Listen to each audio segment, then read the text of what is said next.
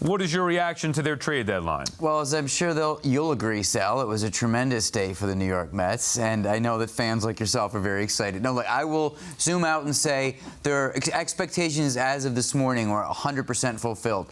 Checking in with Mets people, when I woke up, it was, we're probably getting one pitcher today, maybe even two.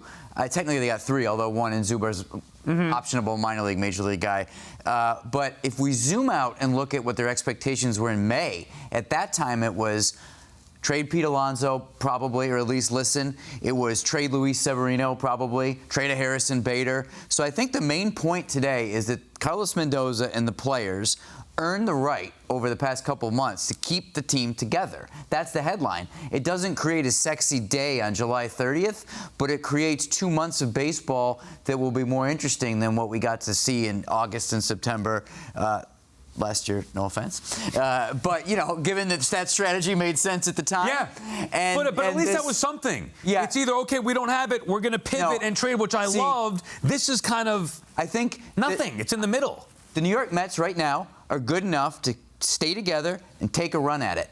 Sometimes the trade deadline doesn't have to be the most important day of your season, right? They've earned this over weeks and weeks of playing good baseball. Keep the team together. Don't break it up. You know what would have made the most sense rationally? To trade all those guys anyway in this seller's market. But you can't, and you shouldn't, because the Mets are really pretty good right now, and they deserve to be in the pennant race, and that's what they did. They kept it together and added modestly. Right. The hard part on this is, if you look at it, you know, they upgraded in every spot. Like, we know that they added talent.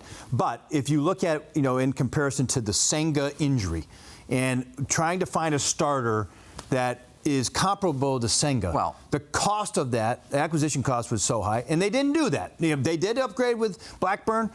He's a backhand starter. We'll get into that. They upgraded their bullpen. They did a lot of things to improve their pitching, which is overall the weakest part of their roster. Their offense is there, and adding Winker is a big piece, so their offense is legit. Their pitching, if you were to rank it with some of the other postseason teams, it's going to probably fall towards the back of the pack, but it's good enough to give them a shot to get to the postseason. Right, and then when they get there, who's starting game one?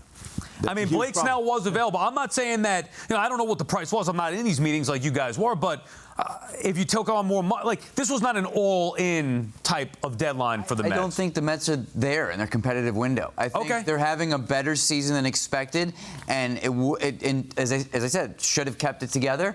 But it's not, you're right, it's not an all-in type moment like you're the Baltimore Orioles right now. Like, we've been building this for years, let's go. That's not exactly where the Mets are. What do you think, Billy, the Mets moves at this deadline? I mean, I like it. They brought in more pitching, and you can never have too much pitching. They've been bit by the injury bug, as have a lot of teams. And so they brought in depth. They brought in players that are flexible. They brought in a back end of the rotation starter that can, you know, potentially even push a starting pitcher into the bullpen. So they're going to have enough pitching to fortify their rotation and this bullpen for the remainder of the 2 months.